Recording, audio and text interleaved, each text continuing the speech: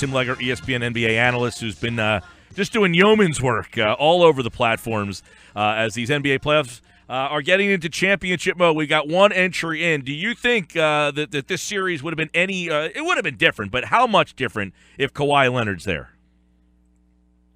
Well, I think, Mike, that if Kawhi plays, I still think Golden State wins the series. But I think that you're talking about a long series. You're talking about some interesting fourth quarters, which we didn't really get in this series except for the first game. So I think he's that big of a difference maker. But to be honest, I didn't even realize how big of a difference maker he is on that team until he wasn't out there, because I thought LaMarcus Aldridge had more in him if he needed to be that. And apparently he doesn't. And that was very surprising to me to watch him sort of shrink when Kawhi went out. He averaged 11 points a game in the last 3 games. When in a situation where you needed him to get 20 to 25 just to be in the game, he comes up with 11 a night. And you could see Greg Popovich's frustration and sort of disgust with him, honestly. He played 22 minutes last night. He just didn't have a lot of tolerance for him because he didn't look like he wanted any part of what they needed him to be. And so in the back of my mind, I thought, he was on a certain level. And with Kawhi, you think that this team, 61 wins, you think that's a big reason why. Well, Kawhi goes out and you see really he is the team. He's the whole deal with some complementary pieces. And so I like some of the young players. But, man, Aldridge really came up small. And as a result, we get 4 straight, which is what it should have been. And I think it probably would have been a 6-game series if Kawhi plays.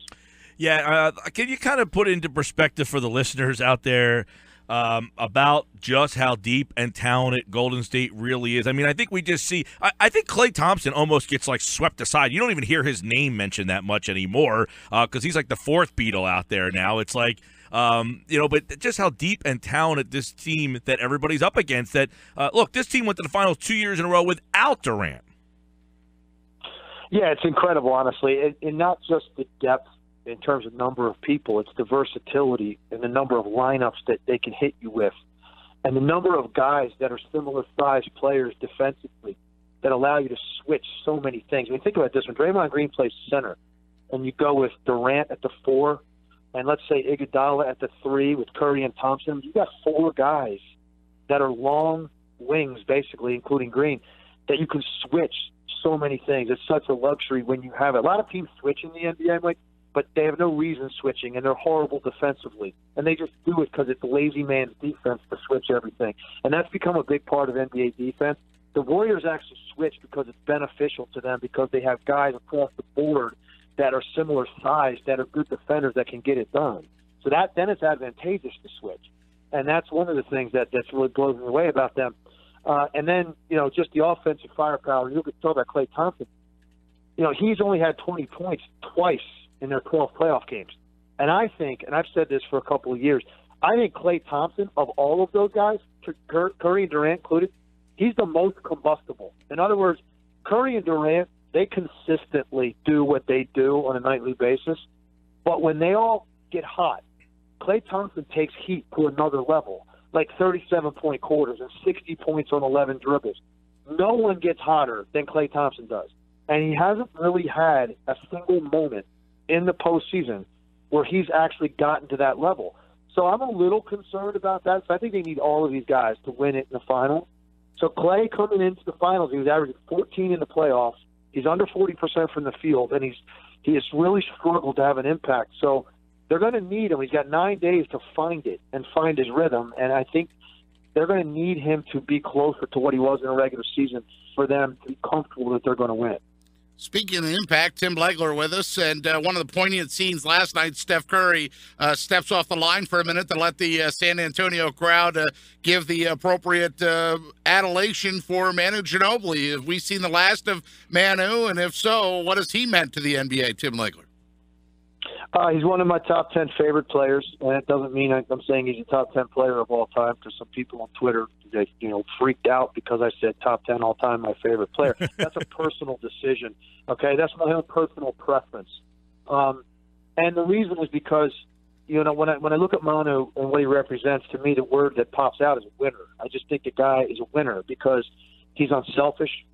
He's accepted a role that most players that are on his level would never accept, which is a bench role. coming off the bench for San Antonio all these years. He plays both ends of the floor, incredibly competitive. But the thing that I remember him most for is just how clutch he has been in the postseason all these years. Guys played 213 playoff games.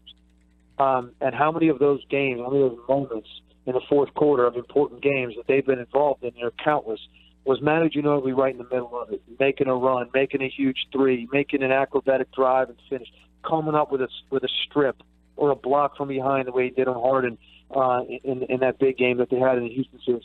I just think the guy epitomizes what a professional basketball player is supposed to be.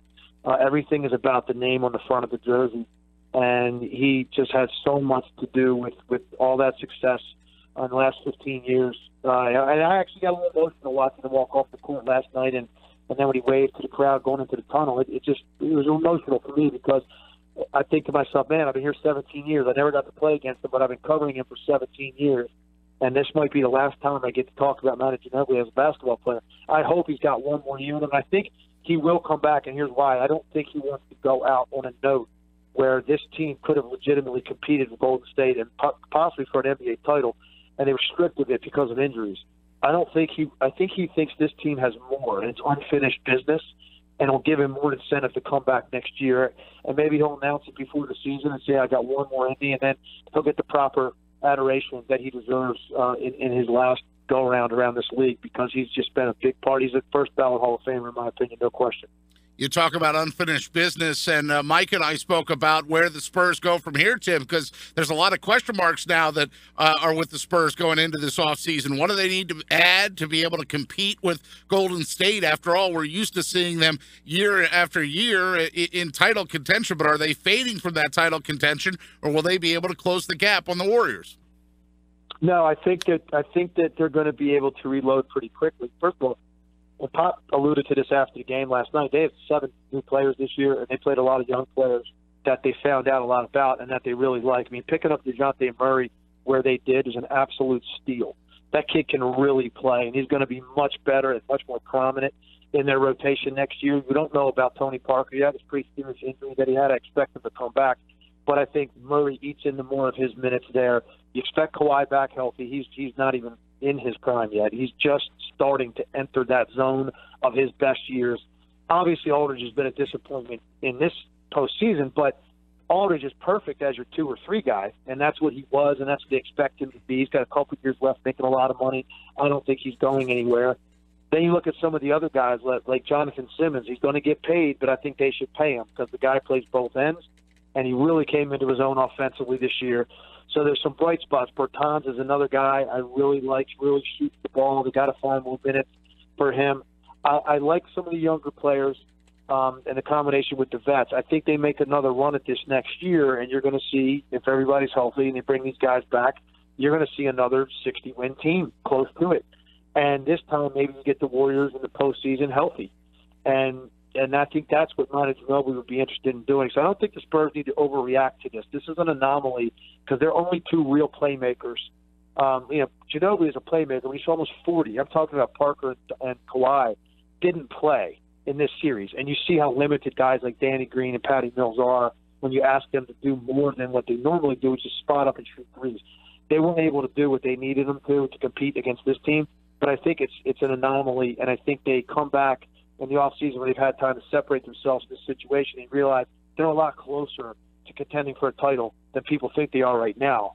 And they get everybody back and ready to go next year, maybe add a piece in the offseason. I think they're going to make another run at it.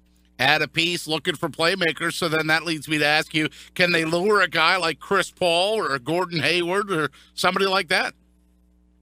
Possibly. I mean, I think that you look at those guys, and they certainly, would fit into the Spur way.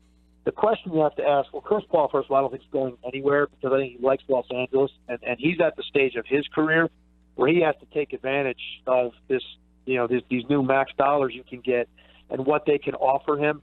The incentive now for players to stay where they are is so much greater with the new collective bargaining agreement.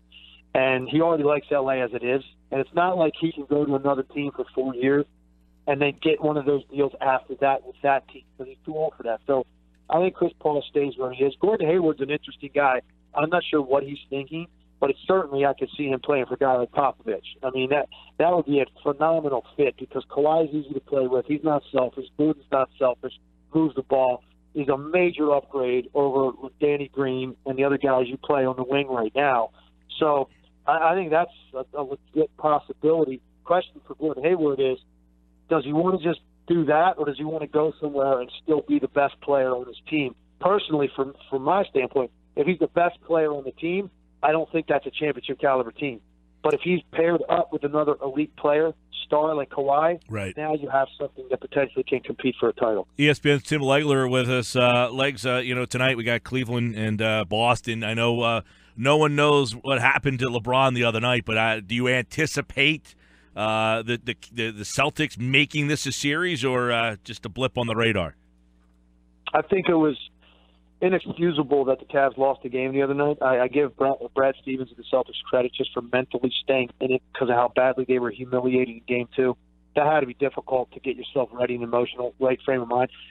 I said it the day that they decided to shut Isaiah Thomas down. They were going to be better and more competitive because of it, because you have this 5'9" injured player that the ball keeps ending up in his hands, and he can't do anything with it because he can't move and he can't escape. And so your offense is shut down, and you can't play against the Cavs unless you have a good offense because that's how that's your best defense is scoring against them because they're not a great defensive team. Well, when he went out, it's exactly what happened. They played well the other night. They got healthy players out there. They shared it. Marcus Smart played great. They got big contributions off the bench, and they get a win. But the only reason they won the game is because LeBron James, for some inexplicable reason, was in a mindset where he didn't think they needed him that night. Like he thought maybe he's – look, he had 10 incredible games. I'm not ragging on LeBron at all. What I'm saying is you can't deny that he came out in a different mindset. He was a machine for 10 games. No Anything doubt. in front of him, he just devoured. He left a trail of destruction in his path. Any single coverage you got, he was at the rim. If you backed off, he was making threes. If you doubled him, he was finding people. He comes out the other night, and it's like he kind of just shut it down offensively, and they're up 16 at half. Kevin Love's going off. He probably thought, all right, there's no possible way they can beat us, so they really don't need me. Third quarter, again, passive. Now it's cut from 21 to 5 to lead, and now they're like, okay, LeBron, do your thing here in the fourth quarter. I don't care who you are. I don't care if you're Michael Jordan, Kevin Durant, Westbrook, Harden, Curry, you name the great offensive players in the league. You can't go 3 quarters of passivity and then just turn it on in the fourth quarter. It's hard to do some nights, and as a result, they got themselves in a tight one-possession game, and Boston made the plays, and they didn't. And now they've cost themselves 3 extra days at least of this series, another trip to Boston, which they shouldn't be having to take. So I think LeBron learned a lesson from it. He's going to come out tonight in killer mode, and I expect them to win the series. I mean, Boston just doesn't match up with this team. So even though they've got grit and well coached, it doesn't matter. They don't have enough talent to win another game in the series if LeBron James plays the way he did the first 10. Tim Legler's with us. I want to get your take on the Sixers at 3. Ben Simmons, they want him to play the point. A lot of people like Fox as a possibility. That range there where you're at Tatum and Jackson and Fox and Monk. If you're sticking at 3, if you're Brian Colangelo, which guy sticks out to you? Josh Jackson. I'm on record as saying, look, I've seen Malik Monk on television. I'm a big fan. I was hoping the Sixers got two top picks. That was my goal for them, so they could get Jackson and him. They definitely need a wing shooter. But Josh Jackson, I was in the gym with last summer multiple times because I was coaching him at the All-American camp for Under Armour. I was coaching him at the Curry camp. I got to see up close and personal what this guy's all about. He is an incredibly hard worker. He's the most competitive kid his age I think I've ever seen. He is an elite defender. From day one, you put him in an NBA game, he's going to contribute and help you because of the way he defends and how much he wants to defend. People question his shot making. Look at him throughout the year at Kansas. He got significantly better as the year went on, making corner threes, some wing threes. He has got a great handle with great vision and a super high IQ. Look at Bill Self trusting this freshman. He inbounded the ball for them against all pressure, and there's a reason for that, because he's got vision and an IQ, and he's a good passer. He broke the press if it came back in his hands with his handle, and he started making shots. Free throw shooting is a little bit of a concern, but again, that's a confidence thing. His shooting is going to be significantly better 2 years from now. And I think he's the closest thing I have seen to a Kawhi Leonard that this league has seen since Kawhi came out. To me, that's the pick. If you get 3, it's Josh Jackson. I'll be honest with you. If I was the Sixers and I had 2, I'm taking Josh Jackson. And I'd be tempted at 1. But ultimately, I probably would go with Markelle Fultz. Right. So that would suggest that you wouldn't move out of 3 to go up for Fultz then if they had that opportunity? If you have to give up 3 and something else to get 1, that's a tough call. And here's why I say that. Even though I just raved the way I did about Josh Jackson, but Markelle Fultz, he was also at those camps, okay? So I got to see him too. And then putting him through these drills and I'm watching him separate with his step back. The way do you see this kid step back going to his left? He covers about 8 feet, broad jumps backwards. It's unstoppable. He's 6'5", legitimately strong. He makes plays. He can shoot it. And he could be your franchise point guard for 15 years. You know, he's that good. He could be, potentially a perennial 10-year All-Star. I think he's that talented. And to fill that position, he could also, by the way, play off the ball because of the way he shoots it. So if Simmons has it, he can play off the ball, spot up and knock down shots. So because of the position and how important that is, I would probably stay with Fultz. But Josh Jackson, don't feel bad if they can't make a move and you end up with Josh Jackson with the 3rd pick. Jackson. I heard Malik Monk's name come up with that pick, and I'm like, yeah, I really like him. But at the end of the day, Malik Monk is going to do one thing for you at the next level. Josh Jackson is going to check off a lot of boxes, starting with his competitive defensive nature, which is elite. And the rest of it will come. So Malik Monk, yeah, it's great to have a perimeter shooter like that and a scorer, and love to have both of them. But if you only could take one, give me the guy that wins games for you in multiple ways. So do you like Jackson enough just to stay put? Or if somebody called the Sixers and said, look, we want to jump into the 3 spot, a team like Sacramento who has 2 picks, or Orlando who can give you 6 and 25, do you say, you know what, I like Jackson too much, I'll just take 3? Or does 2 picks to move back entice you? Yeah, it would entice me because there are a couple other guys I really like back there, depending on what the picks are, if they're going to be available, and if you're certain they're going to be available. Like, I really like Jonathan Isaac from Florida State. That kid's got star potential. Like, as much as I liked Ingram last year, and I haven't soured on him at all. I think he got a lot better as the year went on in L.A. He just needs to get stronger and more confident, and he's going to get that. I like Isaac even more. Jonathan Isaac is just blows me away with his talent level and his size at that position. So if you're going to get that, and I also think he can be an elite defender because of his length. He doesn't have the 1-2 right now that Jackson does, but I think he could translate that to both ends because he might end up being a better scorer than Josh Jackson. So you might get a little bit more overall. I like Isaac a lot. So if he's one of the guys that you think you can get and someone offers you, a pick that translates to him, and then another pick or another young player that's going to play in your rotation and really help you, I would consider something like that. Tim Legler's with us. We'll get you out of here on this one. If you get a healthy Embiid and Simmons plus this number 3 pick, what's a legitimate hope for the Sixers in 2017, 2018? What kind of step would you like to see them take as a guy who talks about this league and watches this league play a lot? You have that core moving forward. The Eastern Conference. What would you hope to see from them? I think that they're in the mix to make the playoffs next year.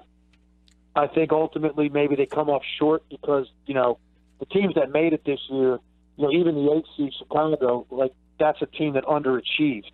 And look at the teams above them that made the playoffs. They're just more polished. The Sixers will have overall more talent than some of those teams as far as what these guys are going to turn into. But they need some ripening. They need some time together. So I think the challenges, but maybe just doesn't quite make the playoffs. Because there are some teams in the East that didn't make the playoffs that are an absolute mess. So I don't see any of those teams that they've got to jump, between 13 and 8, like that group of teams that are significantly going to make moves. And now there's 10 teams, 12 teams you got to climb. There are some of those teams that are going to be in free fall. So I think the Sixers have a chance to sort of shove some of those teams to the side. And now you hone in on that top 8, 9. and I think they're going to probably end up just short of it, but I do think they're going to be in the mix as you get into mid-March. I think the Sixers are still going to be fighting potentially to make one of those spots, but I don't know if they get in next year, but I think that's realistic. All right, good stuff. Tim Legler, who what do you get, 9 days off coming up here? Are they going to really come up with some topics that are going to drive us nuts for 9 days? Listen, I'm going to get onto a topic you guys can appreciate, okay? I have a house in Jersey Shore. I was supposed to, as soon as these series end, I'm going to be opening my pool. LeBron James completely really messed me up the other night because if he had done what he was supposed to do, tonight they close it out. I'm home tomorrow afternoon. I beat the Memorial Day rush to the shore. I get my pool set up. I get my grill turned on, and I get a week before I have to go to the Bay Area. Now I have to sit here and wait. At minimum, I'm here until Thursday night, and I get home Friday, but I'm dealing with Memorial Day traffic all day Friday getting home from Connecticut. So that's kind of – right now my whole weekend hinges on what LeBron James feels like doing in the next 72 hours. Come on, King James. Yeah. Help a guy out. At this point, you might as well just hope for a 6-gamer here because you won't have to sit in that traffic. Yeah, that is true, but I tell you, this is the first. Listen, we've been here for 17 years at ESPN. I have never worked Memorial Day weekend. It's one of my favorite weekends of the year. I love the beginning of the summer at the shore, and so for me, it might be just too depressing to be in this hotel room up in Bristol, Connecticut, while the festivities are going on at the shore. Yeah, that might be too depressing. Well, fingers crossed. We'll hope with you there. Tim Legler, everybody, ESPN, NBA, and, of course, listen to the game tonight right here on 97.3. Thanks, Legs. Hey, my pleasure, guys.